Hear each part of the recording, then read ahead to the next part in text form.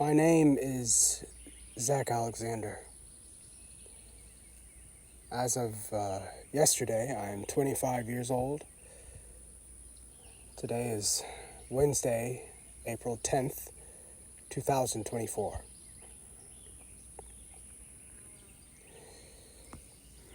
I've thought about this for a long time, doing something like this. It seemed beneath me. And even if it was of any use to anyone, I couldn't imagine it would be very useful to many people. But I find myself at a time in my life where it doesn't make any sense to wait any longer. So, I suppose I'll start from the beginning. I was born April 9th, 1999, now 25 years ago, in Louisiana, to a single mother whose first name is Mary. I think that's probably enough to tell you there.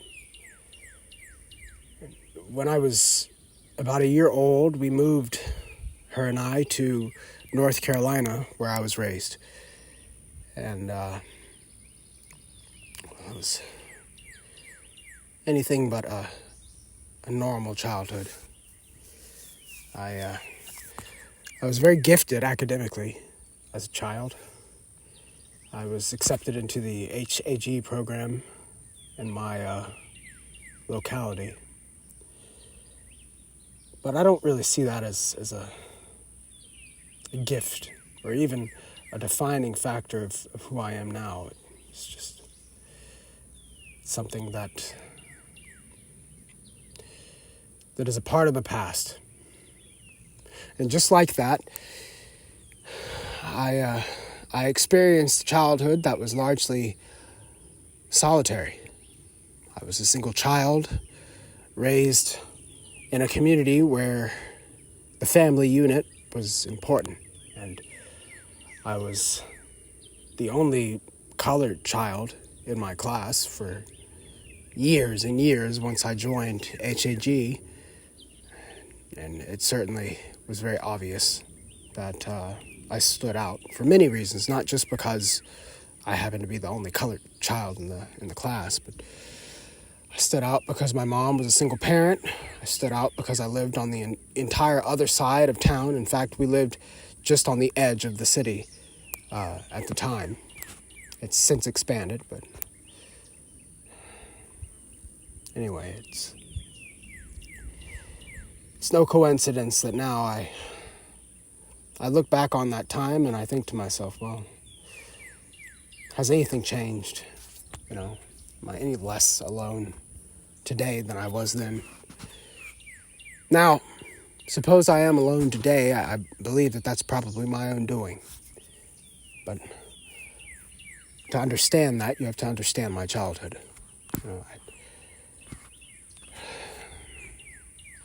With all of the other issues stated, I think the only real defining factor for me as a child was Scouts. I was an avid Scout, and I spent a lot of time and energy trying to advance myself within Scouting. And I ended up getting my Eagle, and I think it's the only thing that pulled me through my childhood. Anyway, most of the years of my K-12 existence were typical and mundane. I felt rather alone. There wasn't much to look forward to, but I suppose most youth today probably feel the exact same way or a very similar way as I did at that time. It wasn't until August 16th, 2016, when things really took a turn for the worse. 2 weeks prior to that, I had gotten my first motorcycle, and it was and still is the happiest that I've ever been riding that motorcycle. It was a sense of freedom that I hadn't experienced before in my life up to that point, and it was a sense of freedom and happiness that I haven't experienced since. But I made the mistake of running from a police officer not too long after getting that motorcycle on August 16th, 2016. And even as the charges were eventually dropped and erased, the impact, it never went away. It follows me even today in everything that I do. Because I know the person that I was at that time is long gone. It's as if the person who I was from April 9th, 1999, all the way up until that time died. And a new person was born on August 16th, 2016. Raised through tumultuous 1-year upbringing and forced into the world as an adult that didn't even really understand why he was on this earth or what he was meant to do with this life that he was now stuck with living. It's a rather strange thing to consider. I've been rather successful. You know, I own land, I own 22 acres, and I have a company. Not that those two things by themselves are really indicative of success, and I don't think that they are. I think that I have some material wealth, and I've achieved certain things. I've managed to go to college. In fact, I didn't know if I was going to be able to go to college because of the charges that I was facing at that time previously mentioned. Fortunately, a university did give me the opportunity, and I took the opportunity and I used it, and I was able to graduate an entire year early. Even so, as a corporate engineer, my degree was in chemical engineering, I found myself disillusioned with how the world is, with how I was expected to be, a part of that world that doesn't seem to care about anyone or anything, a world that doesn't see any value or purpose in any one person's life. As much as it may claim the otherwise, people are meaningless to this corporate machine. That's how I felt at that time. It's how I feel now. And I don't believe that if I was to re-enter the corporate world, which I was banished from now 3 years ago, I don't know if it would make any difference what I chose to do. You know, if you are a corporate engineer or corporate anything, then I feel that you sacrifice the one thing in this world worth living for, and that is the right to self-determination. If you don't have the power to pursue what you believe in, to pursue those values that I learned in Scouts, to pursue a community that I lacked as a child, if you can't pursue the things that mean something to you, then I don't know what point there is in even working. There is nothing to gain if you cannot be in a place where you feel that there is purpose. And, well, that was the motivation behind my starting my company. I don't believe that I am special. I don't believe that I am all that intelligent. I know that I am more intelligent than many. I might even be more intelligent than most, but I am certainly not the most intelligent person that I know. And I know that there are plenty of people who are more intelligent than I am that I do not know of. So I have no confusion there. I know that I am not unique enough to not have to endure the realities of life.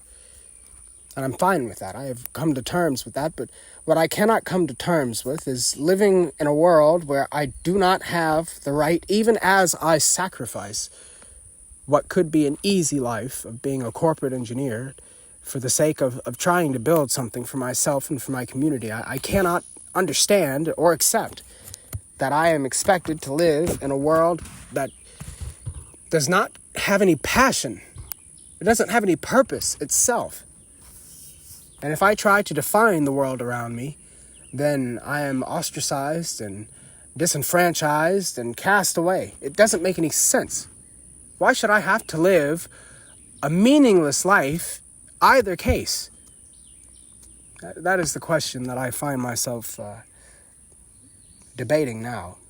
I don't understand why I must feel as though nothing is to be accomplished. Certainly, something must come of all of this. I've gotten a degree. I've managed to leave the nest. I own land. I am independent, and in many ways, I am weaker and less successful than I have ever been in my life. I believe that has a lot to do with federal bureaucracy. I think it has a lot to do with the willingness of the majority of people to simply promote the status quo, just because it is what they have known for years and decades, and especially those people of my generation who have only ever known a society that squashes the common man and expects him to submit to some higher authority, not God, of course, but a corporation maybe, or the federal government, more likely. It's just shameful to think that this is all that life has now for me and my generation. And so that's the main reason why I feel that I ought to speak on how I feel about the world and what I see as the future for not just our nation, but for my generation and the community that we are so desperately in need of. I don't see any reason to pretend like things are fine anymore. Things are not fine. Our country is collapsing, and I feel that we are just going straight into the collapse. We see it coming, and we know it's there, and we do nothing because we are terrified. We are frozen in fear of change and of growth, of trying to do something better with ourselves, with our lives. And I just don't know what else to do except to hope that someone somewhere hears what I have to say, and hopefully what other people have to say who are like-minded, and they come to a conclusion that at least supports a better future for our generation. A better one than I seem to be able to imagine.